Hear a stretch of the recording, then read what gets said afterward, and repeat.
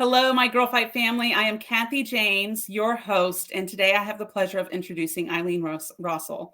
And Eileen is an author, a mentor, a certified hypnotherapist, and an intuitive coach. She helps women discover their true, authentic self and has an amazing story that I can't wait for you to hear. Eileen, it's a pleasure to have you here today. I'm so excited that we get to share and talk about all the things that we've already talked about in this, and to continue to grow this amazing friendship that we've already started. I'm Welcome. very grateful to be here. Thank you so much. Awesome. So we've talked about this several times now. When we spoke last, we started talking a little bit more about your past in dealing with chronic pain. And I'd love to start there. You can take it wherever you like, but if you could tell us a little bit more about that journey, that would be great. Okay. So oh my gosh, where does that begin really? Um, I guess when I was about 19, I had just finished university. I'd qualified and graduated as a teacher and everything was going great. And a month later, I had a car accident Mm. and I had 10% movement in my neck and nerve damage and frozen shoulder, and the back seat of my car had broken and slammed into the driver's seat, which Mm. damaged my sacroiliac joint. So from that Mm. point, I had months of physical therapy, so physiotherapy, osteopaths, lots of medication, neurologist appointments, Mhm. um, injections into my skull. That was really fun. Mm. Having a head held while a doctor puts a needle in the back of your head and says, "Don't move." Is a little nerve-wracking. I'm like, "Dude, you've got a needle. I'm not gonna move while you're injecting stuff to help me Right. into my head." So, the result of that car accident and those injuries with the nerve damage is anytime the weather goes a bit not so nice, I'll get a migraine, and that can last Mm. anywhere from 1 day to a week. Wow. So even 20 years on, I can still be bedbound with a migraine. Wow. So eventually, the doctors were basically like, "Well, you can't go into teaching now." With the frozen shoulder, I couldn't write on the blackboard Mm. or the whiteboard. Now we've got smart boards, it's so much Yeah. easier. But at the time, we didn't have that technology yet. It was literally about to come in. And so I had to go from the exciting stage of graduating and going to teach into office work. Mm. Now, I work in an office now, it's my own creation, uh, but at the time, it was really hard. So that was about the same time I was diagnosed with, severe depression, anxiety, and, had just left home not that long previous to that, and so I had all of that going on at the Mhm. same time. And dealing with the pain levels through the roof and trialing different medications to try and help. One of the medications the neurologist put me on he said to me, "You could lose your hair. One of the side effects is you could lose your hair." I went, "Well, I've got a lot of hair. Mhm. That's not gonna be a major issue." Um, but there wasn't a heap of hair loss, but I did put on, like, 15 kilos in 2 weeks. I don't know the conversion for our American viewers, but Yeah. it's a lot of weight. 15 Yeah. kilos, that's a lot of weight to put on in a short amount of time. So when I went back to see him, I went, "I'm not taking this medication anymore." It was actually an epilepsy medication that Mm. they were using to help with the nerve pain. Um, so being in pain 24/7 with no sort of end in sight and not being able to, like, fulfill that dream of being able to teach and mold the minds of the future. Mm. Uh, yeah, that was kinda tough, and it took me a few years. I ended up going into, I moved to Japan and taught English in Japan for 3.5 years, and because, there I could do it at a desk, and it was 1 to 4, like, maximum of 4 people per class, and they'd sit around the Okay. table, and because it was seated, I wasn't flaring up any of this issue. So I lived there for 3.5 years, and when I came back to Australia, I had to re-qualify as a teacher. Mm. I had to get my approval to teach again. And then when I finally did, I got injured. So Wait, I would eventually, yeah, you got injured again? yeah, yeah. So I kind of sat there and went, something's telling me I'm probably not supposed to be a teacher at this time. And yeah, I was teaching in a special school, so it's moderate to severe, um, like kids with moderate to severe disabilities. So we're talking Right, autism, we're talking kids in wheelchairs, we're talking, you know, changing diapers, nappies, right. and all of that stuff for like 4 to 18-year-olds. And one of the kids was having a meltdown, and I got kicked in the knee. Mm, And so what that caused was a condition called complex regional pain syndrome in my knee. And that's a progressive, very, very, very painful condition. And the doctors looked at me and said, you will never teach again and you will never run again. Because at that time I was running 5 days a week because I'm a crazy person who likes to push my body at times. Uh, and so that sent me spiraling again. So, chronic pain is not just the pain, it's not just the injury that's the issue, there's the whole emotional thing. right. And people don't always understand the impact of that one thing across every area of your life. Like I stopped going out essentially. I became very much a homebody because I knew if I said yes to going out with friends or to going to the park at that stage with my brother and his 2 kids, I'd be on the couch for the next 3 days recovering. Like Mm, if I chose to walk to the shop, because walk to the shop was like less than a kilometre away, I would then still be on the couch the next 3 days. So I mm, went through 4 physios over a number of years. mm, And the fourth one said to me, I know what the problem is. And I went, yay. And she went, but I don't know how to treat. I went, oh. mm. And she went, but I know someone who does. I went, yay. And she went, but they're like on the other side of Sydney. Oh, It's about an hour to, an hour or more drive away. And that's another thing. The vibration of the car would flare the nerve um, issue in my knee. But I went, you know what? I don't care how far it is. I need to just go. I need to get this sorted. And so I went to that physio, and on the first appointment, I said, the doctors have said to me, I'll never run and I'll never teach ever again. And he said the most amazing, he had the best answer ever. He's gone, why not? And I went, I don't know. Why not, indeed? The whole, why not? Why can't you do that thing that mhm, you really want to do? Like, if it's important to you, it's the same with time and it's the same with money. If it's important to you, you will find a way. And so I found a way. It took me 5 years from the date of injury to me getting back to teaching.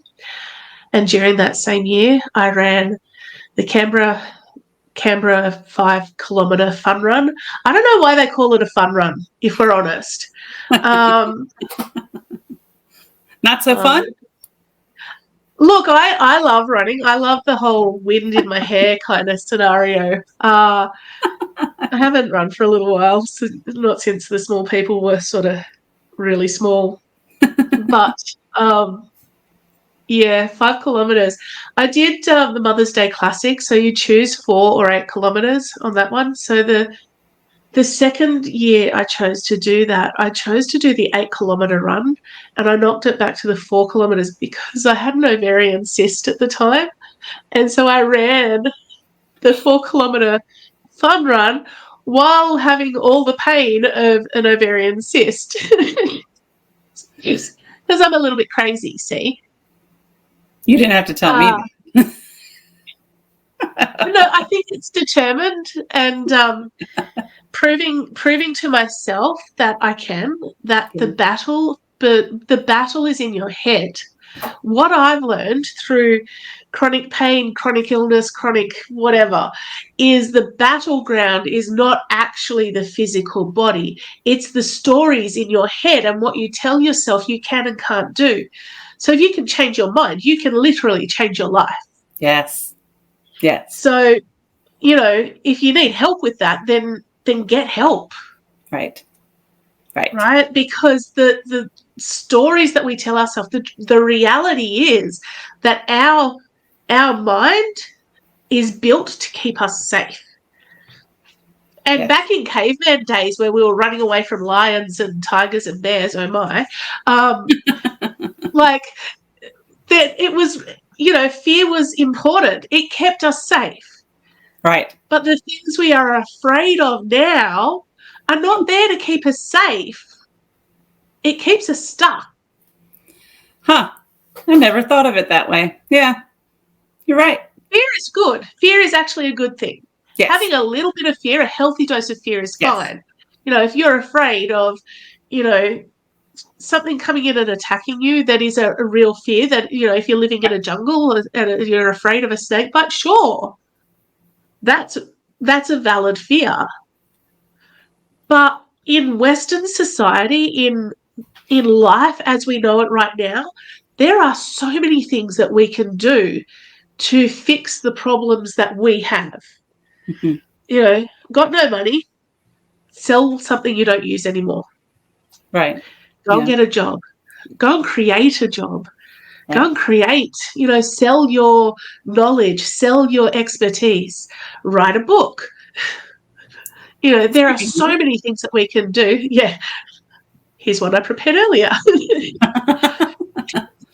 I've got all my artwork around me that is going on to, I've got 3 that are on bluethumbart.com.au.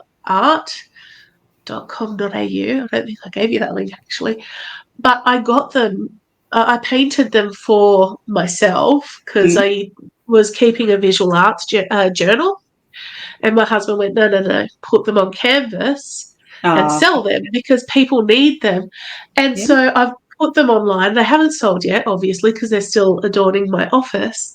And then I started creating digital art, and I got some of those printed on like a 75 centimeter. Some of that. That was really cool. Yeah. Yeah, like it's literally so easy to create something that you can sell. Yes. Yes. Like it's like this. And it's very therapeutic. It is. The beautiful thing about creating, whether it's in a garden, whether it's in the kitchen and you're cooking some special thing up for yourself or the family, it doesn't even have to be for anyone else. Maybe you're just doing it for you. The beautiful thing about creating is it takes us out of our head space and drops us down into our heart space. And when you're in the heart space, the magic happens. Yes.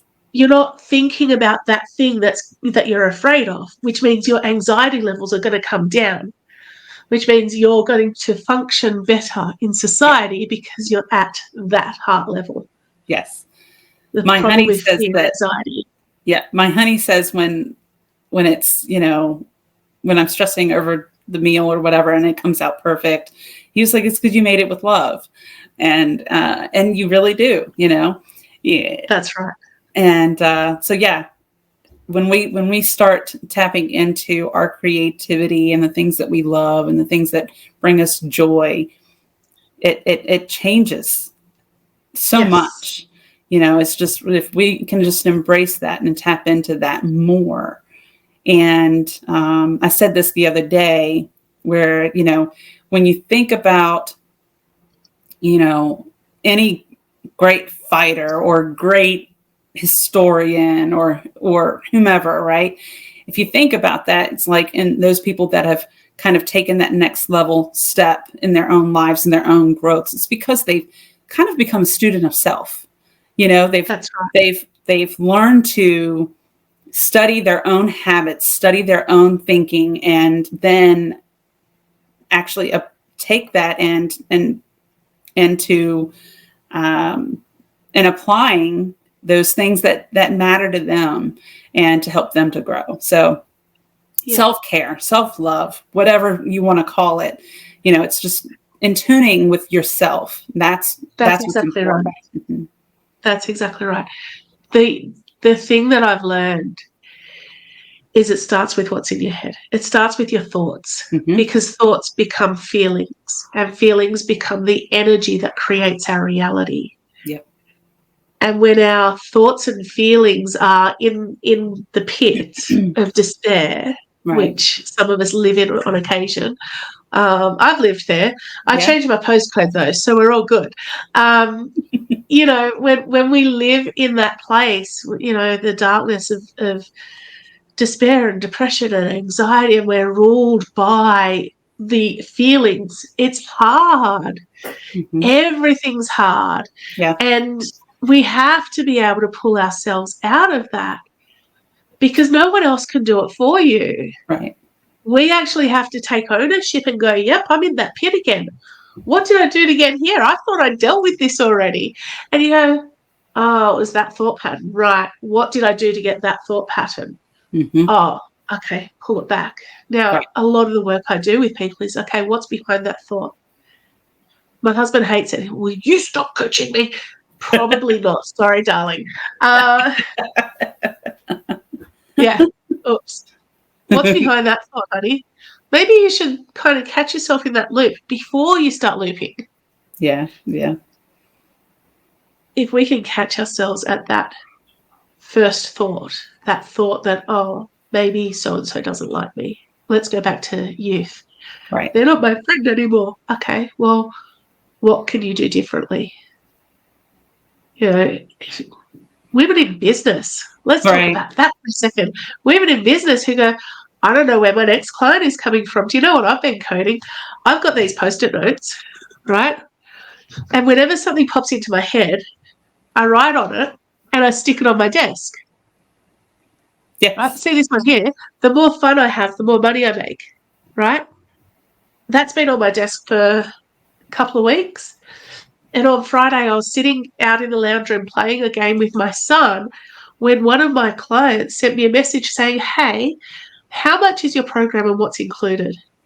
We'd had a call 2 weeks previous and I've just kind of sat with it. Mm-hmm. And she's suddenly messaged me out of the blue while I'm sitting having fun with my child and sent me a message and gone, okay, how much is it? Cool. Let's talk about that. Right. Like when you're focused on the abundance in your life, when you're focused on what you already have and you're grateful for that, then it creates space for more. Mm-hmm. You have to be able to shift the focus. Like I've been at the stage where I didn't have enough money to pay for asthma medication. I didn't have enough money like 3 years ago. Yeah, about 3 years ago. I had $20 in my account and no money due to come to me for another week. Mm. And I had to do shopping. I had to buy nappies for a 2-year-old. Mm. And I went, whoa, what am I going to do? Right. Right? And Yeah. it's so easy to get stuck in, how am I going to, maybe I can do a like fishes and loaves trick with this $20. Maybe I Yeah. can, a Make it miracle multiply. happen. Yeah. Yeah. Yeah. Yeah. Yeah, maybe we can do that, right? But I just believe that there's more for me. I just believe that everything always works out. I just believe that the more fun I have, the more will come to me. Why do I believe that? Because I studied the law of attraction. Like I studied the law of attraction between 2018 and 2020. I studied law of attraction coaching because there had to be more. We can't just always have no money. We can't just always, Mm-hmm. like, I'm sure that I'm sure that I'm sure that I wasn't put into this place at this time to live in cycles of lack, Right. to live in cycles of feast and famine. Right. There has to be more. But I can't look out there and go, well, it's your fault. No, it's my creation. We get to create our reality. And I can't believe that I was put through being injured in a car accident, being injured in a school, in a work setting, and having these permanent injuries that mean that sometimes I'm bedridden for a couple of days. Like, I can't have gone through all of that for nothing. Right. But there are people I know who have, like, I've got one of my clients, she has a disorder called functional neurological disorder. Have you heard of that one? It sounds familiar, but I'm not going to say 100%. Yeah. Okay, so functional neurological disorder is all about your nervous system basically frying itself and sending you symptoms that they have no physical, like there's nothing physically wrong. The doctors, when they do tests, they can't actually find where the problem is. So Okay. the patient ends up feeling like they're going crazy, Right. and the doctors kind of go, well, we can't find where it is.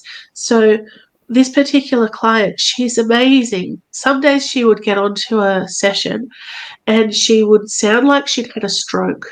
Mm. Her speech would be slurred. Like Mm. sometimes she'd lift her hand and go, look, I'm doing this one. Like she'd have a tremor. Right. And it'd get to the point where we would do a hypnotherapy session, or we would do a tapping session, or we would do something, and by the end of that session she'd come out of it and she'd be speaking normally again. Wow. And I'd say, how's the single ladies going? And she'd hold her hand up and it'd be still, right? Like Yeah. it's really amazing that we can do the work, the inner work, we can work on the mind, and that can calm down the symptoms of your medical issue. Wow. It's Yeah. just That's incredible. amazing. Yeah, that's amazing.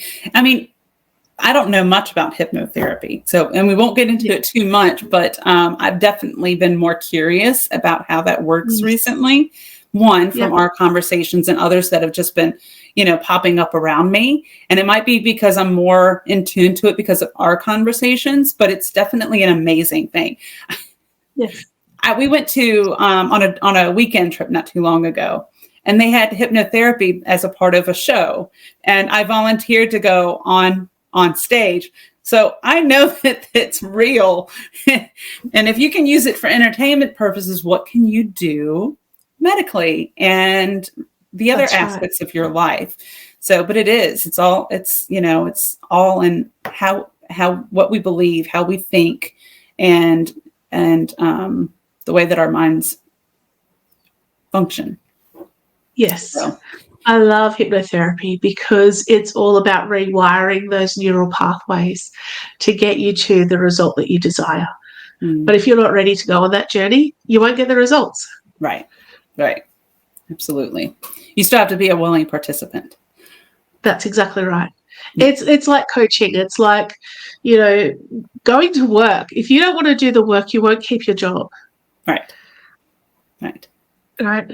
It's like life. right, right.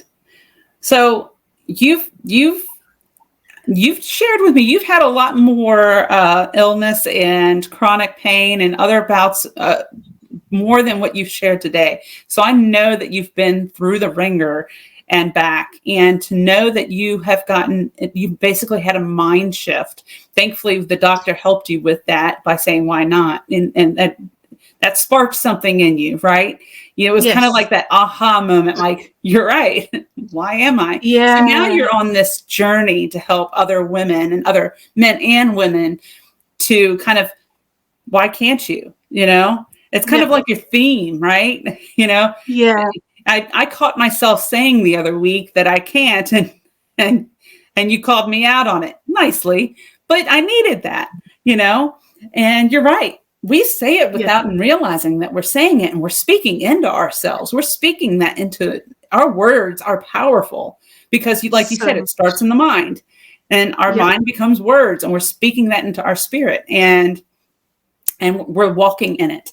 And if we could just learn to switch that and to change our thoughts and our speech, then we can speak that positive back into our lives and see Absolutely. drastic changes.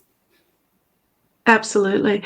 I had at that physio, I had a moment where a lady was willing, she was in a wheelchair, she was going past me. I was on the exercise bike doing my exercise routine and going, oh, I don't want to be here. This hurts so much. This is my hand, right? Right. And she stops right in front of me and she goes, I wish I could do that again.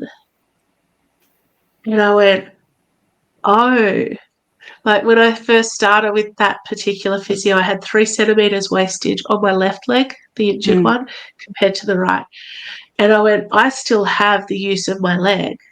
But if I stop, it's like anything. It's like language. It's like, you know, anything that you want to keep in your life, You have to use it. Right. You have to use it. And, you go through things, but there's a kids' book here in Australia called Going on a Bear Hunt. It's been around for decades. Like, I think we're past 30 years it's been published for. And this family, they're going on a bear hunt, and they get to a point where they're going through a different type of terrain. So we're going through long wavy grass. And the lines in the book are, you can't go over it. You can't go under it. You have to go through it. So I kind of went, I hope the author doesn't mind Michael Rosen. I go, bear hunt technique. Whenever you have a problem in your life, you can't go over it. You can't go under it. You have to go through it, because if you try and go around it, at some point it's going to pop up in your life, and you're going to go, oh, I don't have time. Squash it down. I don't want to deal with that right now. And then it's going to pop up, but it's going to get hairier, and it's going to get uglier, and it's going to be, it is okay to ugly cry on occasion. Right. It is okay to feel your feelings in the moment and go, I can deal with this right now. Because if I deal with it right now, it's like a sunspot that you're getting checked by the doctor straight away and it doesn't spread. Right. Yep. Because when we don't deal with things, it goes mind, body, spirit connection, right? Right. Right? It's all connected. If you squash down your emotional stuff, it may come up as stomach issues, or it may come up as, I can't breathe properly because I've got lung issues, or it may be, not personal at all. There's different ways that it will pop up. Right. And then you can use your experiences to help other people. Yes. Yeah. Because when you find your voice, you get to share your story, and your story has far greater impact than you realize. Yes. Yes. Hence why we're here. Ta-da! Look at that, hey? I was listening to every morning I get up, and when I'm getting my kids ready for their day and having breakfast and having that medicinal purposes coffee that I drink out of a 500ml mug. It's like a bucket of coffee every morning. I listen to people I'm learning from. Like, I've got various podcasts or courses that I've signed up for, and I'll just listen to something to uplift and to learn. Mm-hmm. And one day I came across something, and the line, I cannot remember for the life of me who it was, but she said, if not you, then who? Like, if you don't do the thing that you've been put here to do, then who is going to do that? Right. Because we may have been through similar experiences, but I don't have your perspective. No. I don't have the lessons you learned from it. I have the lessons I learned from it. So my story and my learnings and my teaching is completely different to what you would do. Yes. So find who you are. Find your purpose. Find who you're supposed to be in this lifetime, and be that. Right. Because no one else can. Exactly. No one can do it the way that you would do it. And no, I agree with you 100%. I take that a little bit further, and it's like, okay, if not you, who? If you're put in a path where you can impact someone else's life, you may be the only person that they'll see that might save their life that day, or it uplift their spirit. So I've been on the, when I was younger, I was bullied, and then I became the bully and became the mean girl, and now I choose to be a cheerleader, a supporter, somebody that's going to uplift and make an impact in someone else's life, because that's where I find my greatest joy. That's where I find my greatest happiness. And it comes from a space deep down inside. And now I can't hide it. Exactly. It comes naturally to me now. Whereas, if I can be that person, that positive influence, that smile, for someone else, then it's all worth it. And we may never see or understand fully the extent of our reach. But, if not me, then who? I don't want to get into a Exactly right. position where I pass somebody by and learned that that I could have helped, lift their spirit or save their life or help them to avoid a hurdle. So no, Exactly. I agree with that 100%. Yes. So I know that we're close to time, but and you've said some amazing things, and I've told my guests recently that I'm really excited about having you guys back in one way or the other. I'm not sure if it'll be through my girl fight or in another way, but this is not the end for sure. But I Not want at to all. give you an opportunity to speak to the audience and whatever's on your heart. Oh, I know. I trust you. wow. You know what? When you're struggling, and we all struggle, like we all have stuff that we've got to work through. I want to encourage you to just look at that part of you that is struggling and love it. Like Mm, love on that part of you, because you can't, like that whole denial of that part of you is going to sort of fracture it a little bit. It's going to fracture who you are. But when you look at that part of you and you can go, oh, I know where that stems from. That takes me back to when I was this age, when this particular thing happened. And I need to love myself through that experience back then from mhm. this point in my life. And when you love every experience, you don't have to love what you went through, Right. but you have to love yourself through what you went through. Right. And it takes time and it takes a lot of loving sometimes for you to go, I'm actually okay. And when you can look in the mirror and go, I'm a good person and I love what I see. Sure, there's a little bit of extra coverage in some places, but this is me. This Right. is who I am, and I'm okay with that. Yes. When you can do that, you know you're on your way. Absolutely. I love it.